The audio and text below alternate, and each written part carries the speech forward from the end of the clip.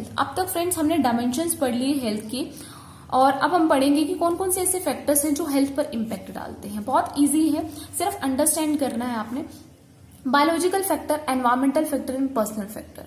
ठीक है, क्या होता है? Biological factor, environmental factor and personal factor. सबसे पहला आता है बायोलॉजिकल फैक्टर। देखिए बायोलॉजिकल का मतलब क्या होता है? जो हमें हेरिडिटी से मिलते हैं, जो हेरिडिटी पर बेस्ड होते हैं। हेरिडिटी मतलब जो हमें अपने फादर मदर्स के जीन से मिलते हैं। ठीक है, तो जिस पर हमारा कोई कंट्रोल नहीं है और जिसको हम चेंज नहीं कर सकते। तो अगर हम लोगों को कुछ चीजें, कुछ बीमारियां अपने फादर मदर से मिले हैं, अपने पेरेंट्स से मिले हैं, तो हम उसको चेंज नहीं कर सकते। जैसे HIV एड्स है, अगर पेरेंट्स को है तो बच्चे में भी होती है। ठीक है, या आप आईज वीक की बात करें, वीक आई साइट है तो वो भी बच्चे के अंदर देखने को मिलती है। ब्लड प्रेशर अगर हाई रहता है पेरेंट्स का तो बच्चे के अंदर भी वो कभी ना कभी बीमारी देखने को मिलती है। आप कभी चेकअप के लिए जाते हैं शुगर के लिए, तो वो पूछते हैं कि शुगर क्या आपके पेरेंट्स को था या उनके पेरेंट्स को था, तो इट मीन्स वो कहाँ से आ रही है? जीन से आ रही हैं। तो इसी को हम बोलते हैं बायोलॉजिकल फैक्टर। तो कुछ ऐसी बीमारियां होती हैं जो हमें अपने पेरेंट्स से मिलते हैं, उनके जीन से मिलती हैं, हेरिडिटी इफेक्ट्स होते हैं, उसे हम बोलते हैं बायोलॉजिकल फैक्टर। नेक्स्ट आता है एनवायरमेंटल फैक्टर। एनवायरमेंटल मतलब ऐसे कुछ हेल्थ रिलेटेड इश्यूज जो हमें अपने एनवायरमेंट से मिलते हैं। ठीक है, हम अपने फ्रेंड सर्कल में रह रहे हैं, अपने फैमिली में रह रहे हैं, स्कूल में रह रहे हैं, तो वहां से अगर आपकी कुछ भी बीमारियां हो रही हैं, आपको एक इंटरनल एनवायरमेंट होता है, एक एक्सटर्नल एनवायरमेंट होता है। सो इंटरनल एनवायरमेंट का मतलब है कि बच्चा जब अपनी माँ की गर्भ में है तो गर्भ में बच्चे को कौन सी बीमारी हो सकती है, जिस तरीके से माँ अपनी डाइट लेगी उस तरीके से बच्चे की हेल्थ पर असर पड़ेगा। ठीक है, और एक्सटर्नल एनवायरमेंट की बात करें तो बच्चे के पैदा होने के बाद बच्चा जैसी डाइट लेगा उस पर इफेक्ट पड़ेगा। तो ये कहते हैं ऐसे कौन कौन से फैक्टर हैं जो हेल्थ पर इफेक्ट डालते हैं। तो कुछ एनवायरमेंटल फैक्टर भी हैं,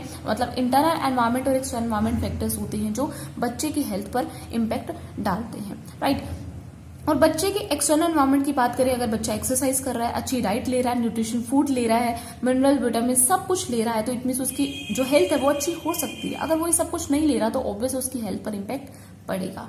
नेक्स्ट आता है पर्सनल फैक्टर। पर्सनल फैक्टर का मतलब है कि जो बच्चा है वो पर्सनली किस तरीके से अपनी बॉडी का हेल्थ ध्यान रख रहा है, अपनी हेल्थ का ध्यान रख रहा है। इट मीन्स अगर उसकी गुड हैबिट्स हैं, उसकी बैलेंस डाइट है, एक्सरसाइज कर रहा है, वो प्रॉपर स्लीपिंग कर रहा है, रेस्ट ले रहा है। ठीक है, तो ये इसका मतलब कि उसके जो हेल्थ है वो अच्छी हो सकती है। तो डिपेंड करता है पर्सनल फैक्टर कि हम लोग अपनी बॉडी के साथ कैसा बिहेव कर रहे हैं ना। हम मतलब अगर अपनी बॉडी के साथ खिलवाड़ करेंगे तो ऑब्वियस हमारी बॉडी फिर हिलडुल जाएगी और प्रॉब्लम्स आएंगी, कुछ हेल्थ रिलेटेड प्रॉब्लम्स हो सकती हैं। ठीक है, अगर डेली एक्सरसाइज कर रहे हैं या डेली आप अच्छी डाइट ले रहे हैं, डेली जूस ले रहे हैं, डेली फ्रूट्स ले रहे हैं, तो इट मीन्स आप एक हेल्दी पर्सन बन सकते हैं। तो ये डिपेंड किस पर करता है? हम लोगों पर डिपेंड करता है। बट जो बायोलॉजिकल फैक्टर्स हैं उसको हम कंट्रोल नहीं कर सकते, वो हमें हमारे जीन से ही मिलते हैं।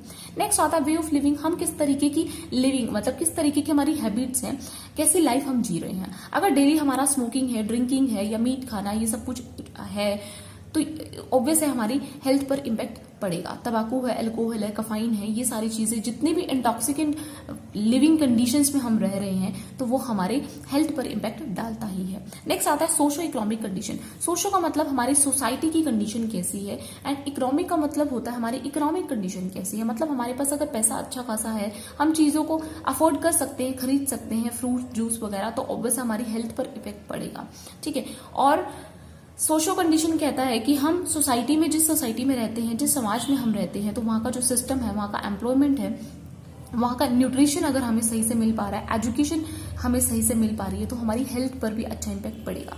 अगर हमें यही नहीं पता कि हम अपनी हेल्थ का ध्यान कैसे रख सकते हैं, तो हम फिर अपनी हेल्थ को अच्छा भी नहीं बना सकते। हेल्थ को अच्छा रखने के लिए हमें हेल्थ की एजुकेशन भी होनी चाहिए, जो इंक्लूड होती है सोशो कंडीशन के अंदर। नेक्स्ट आता है हेल्थ सर्विसेज।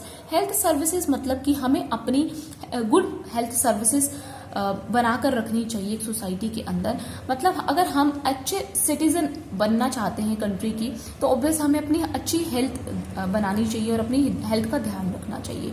और हमें पता है कि अगर हेल्दी सिटीजन है उससे हमारी हेल्दी सोसाइटी बन सकती है। तो हेल्थ सर्विसेज कहता है कि गवर्नमेंट को कुछ हेल्थ रिलेटेड प्रोग्राम्स बनाने चाहिए फ्री ऑफ कॉस्ट, जैसे कुछ कैंप लगा दिए जाते हैं, ठीक है, आई कैंप होते हैं, या ब्लड टेस्ट हो रहा है, या शुगर टेस्ट हो रहा है, या टीथ चेकअप हो रहा है, ये सब कुछ क्या कुछ हेल्थ सर्विसेज गवर्नमेंट प्रोवाइड करे, जिसकी वजह से समाज अपने आप को जान सके, जो लोग अपना इलाज नहीं करवा पाते वो उन सर्विसेज का फायदा उठा सके। नेक्स्ट आता है education. Education the most important है हेल्थ के लिए। एजुकेशन अगर आपको है, नॉलेज अगर आपको है, तो ऑब्वियसली हम फिर वो सारा काम करते हैं जो हमारी हेल्थ के लिए अच्छा होता है।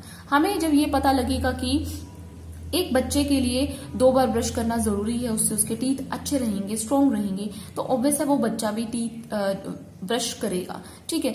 अगर बच्चे को पता है क्लीननेस कितनी जरूरी है, गंदे पानी के आसपास नहीं रहना जिससे आप मलेरिया, टाइफाइड हो सकता है, तो मतलब हमें अगर अपने हेल्थ रिलेटेड इश्यूज के बारे में नॉलेज है, एजुकेशन है, तो हम अपनी हेल्थ को प्रमोट कर सकते हैं। आई होप आपको फैक्टर्स भी समझ में आ चुके होंगे।